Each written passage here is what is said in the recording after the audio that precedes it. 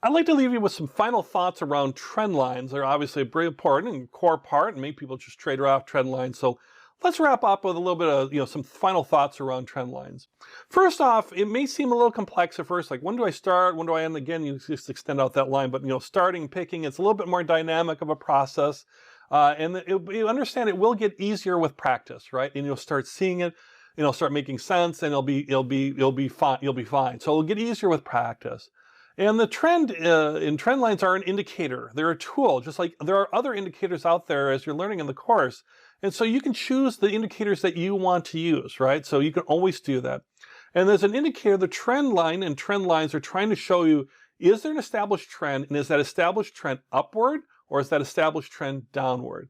And so that's the whole idea of it, right? And it's great to combine with other trading indicators. So if you have an upward trend, you could use another indicator like a moving average, crossover, Bollinger Bands, lots of different indicators out there that we're going to learn about. You can, or candlestick patterns, for example, and then you can use that with other trading indicators, and that'll help give you further confirmation and confidence in your trades, and also confirmation that you've drawn the trends correctly, and that's all making sense and working out and being as predictable as anything can be. And that's the idea of a trend line, so they're a very strong indicator around that, because you want to trade off trends because that's much more predictable than kind of just guessing out there, right? So if there is no trend, if there's no indication of a trend, there is no trading opportunity. You don't have that prediction ability without some type of trend, either up or down, to see what might be happening next. That's where the phrase, the trend is your friend, comes from, because it helps you with that prediction aspect, and then helps you to manage your trades and make decisions based on that technical analysis and logic versus other ways people might make trades, the weather, whatever it might be. So you're trading on trends means you're not always in the market on all the securities you follow. You might be following a basket of securities, you might be in the market, or you've got a trade out there in some, and others are on the sidelines waiting for some type of trend that you want to trade to develop. So that's where you're in and out in different securities and at different times, with the whole goal of making profit as you use all these indicators and building up to a total profit and success is the idea. But trends are something that you need to develop too, and you need to make sure and firmly establish that a trend has developed. If anything, where people may struggle is they try to jump in too early on a trend without waiting even at least for a second touch that the trend is established, let alone maybe a third touch that might be much more confirming. So you have to be patient with trend lines, right? So you have to let that trend develop. Once it develops, then that's good. You want to make sure that trend line develop. And another thing that people can struggle with is that they try to make the trend line fit. They really want to buy a security. They think it's going to go good and it's starting to look good, and they really want to get in there. But if the trend isn't established yet, then you're at much more risk, right? Then you're not trading on a trend. You're much more risky. And so trend lines help take out some of that risk. It's also very dispassionate. You're not based on hoping. You're based on math, statistics, and logic and things like that to show and also that herd mentality and trading mentality, where lots of people are buying in. They're seeing a trend. They're helping reinforce the trend. You're seeing it too, and you're getting in at the appropriate point, and then you're making your profits as well by trading with these trends. Is the idea, in a dispassionate way.